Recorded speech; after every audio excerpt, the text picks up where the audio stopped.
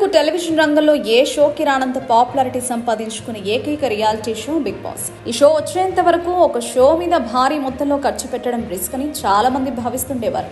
కానీ big boss show మీద భారీ ఎత్తున ఖర్చు పెట్టి అంతకు మించిన ప్రాఫిట్స్ రాబట్టడంలో షో యాజమాన్యం సక్సెస్ సాధించింది.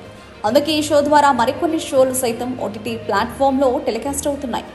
మరేదేమైనా కూడా బిగ్ బాస్ షోకి ఒక సీజన్లో దాదాపు 5 నుంచి 6 కోట్ల వరకు ఖర్చు అయితే వస్తుంది. ఈ షోకి హోస్ట్గా చేసినందుకు గాను నాగార్జునకు భారీ మొత్తంలో చెల్లించాల్సి ఉంటుంది.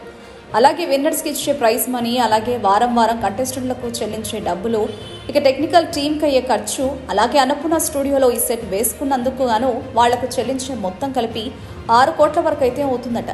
ఇక ఈ షో మీద వచ్చే టీఆర్పీ రేటింగ్ ద్వారా కానీ, హాట్స్టార్లో ఈ షోని చూస్తున్న వాళ్ళ ద్వారా కానీ, అలాగే అడ్వర్టైజ్మెంట్ల ద్వారా, బ్రాండ్స్ ద్వారా దాదాపు 15 కోట్లకు పైన ఈ షోకి అయితే డబ్బులు వస్తాయి. ఇక దాంట్లో నుంచి 6 కోట్ల రూపాయలు తీసేస్తే సంవత్సరానికి దాదాపు ఈ షో మీద 9 కోట్ల వరకు ప్రాఫిట్ అయితే వస్తున్నట్టుగా తెలుస్తోంది.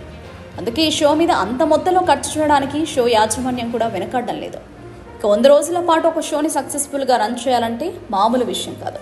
అందువల్ల ఈ షో కోసం వాళ్ళు స్పెషల్ కేర్ తీసుకుని మరీ సంవత్సరంలో ఒక 100 రోజులు దీని మీద కేటాయించి మరీ షోను నిర్వహిస్తుండడం విశేషం.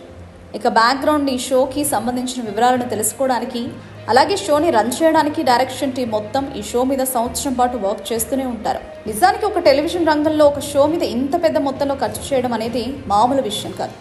ముందుగా వాళ్ళు డేట్ చేశారు కాబట్టి ఈ షోకి సక్సెస్ అయితే వచ్చింది. ఇక దాన్ని ప్రతి సంవత్సరం కంటిన్యూ చేస్తూ ముందుకు తీసుకెళ్తున్నట్టుగా తెలుస్తోంది. మరి ఈ సంవత్సరం ఎంత ప్రాఫిట్స్ వస్తాయి అనేది తెలియాలంటే మాత్రం మరికొద్ది రోజులు వెయిట్ చేయాల్సిందే.